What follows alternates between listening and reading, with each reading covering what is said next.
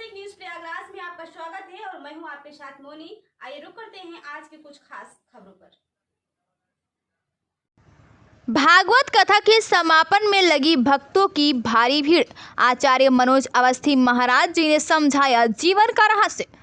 पट्टी तहसील क्षेत्र के गधियावा ग्राम प्रधान प्रदीप पांडे के यहाँ 7 दिवसीय श्रीमद् भागवत कथा का आयोजन किया गया, जिसमें अंतर्राष्ट्रीय कथाकार एवं आचार्य मनोज अवस्थी महाराज ने कथा सुनने आए लोगों को जीवन के रहस्य के बारे में बताया। असली भक्ति क्या है?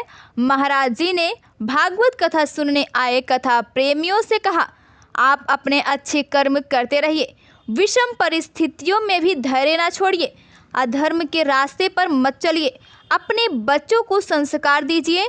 महाराज जी ने उपस्थित लोगों सहित प्रधान प्रदीप पांडे के परिवार को आशीर्वाद दिया। कथा सुनने आए समाज सेवियों तथा पत्रकारों ने माला पहनाकर आचार्य मनोज अवस्थी महाराज जी से आशीर्वाद लिया। भागवत कथा के आयोजक के परिवार की तरफ से पत्रकारों सहित बहुत से लोगों को अंग वस्त्र देकर सम्मानित किया गया। महाराज जी ने बताया, हमें भगवान द्वारा बनाई हुई मर्यादा का पालन निरंतर करते रहना चाहिए। कथा के दौरान राजकुमार शास्त्री, शशिकांत पांडे, प्रेम पांडे, कमलेश, संतोष, सुशील, मनोज, रवि, नीलेश, निखिल, मधुलेश, मिश्र विवेक पांडे, फूलचंद पांडे, अजय पांडे, हरिश्चंद्र पांडे, अजय राम पांडे, नारायण दास, शुभम मिश्र सहित समस्त ग्रामवासी बड़ी संख्या में श्रद्धालु उपस्थित रहे। Report Avneesh Pandey, bureau chief, Pratapgarh. मैं कृष्ण कुमार इस समय मौजूद हूँ प्रतापगढ़ जनपद के पट्टी तहसील के गधियावा गांव में। यहाँ श्रीमद् भागवत कथा विस्तार रूप से चल रही थी। आज समापन का दिन है। हम महाराज जी से जानना चाहेंगे इस कलिकाल में सबसे ज़्यादा महत्व श्रीमद् भागवत गीता को ही क्यों दिया गया, इस संबंध में जनता को बताएंगे।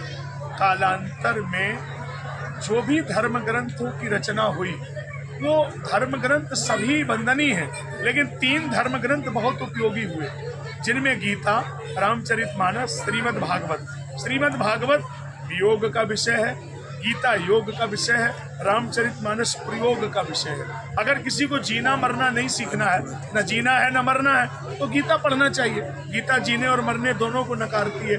गीता तो कहता है कि ये नैनम छिन्दन्ति शस्त्राणि नैनम दहति पावका।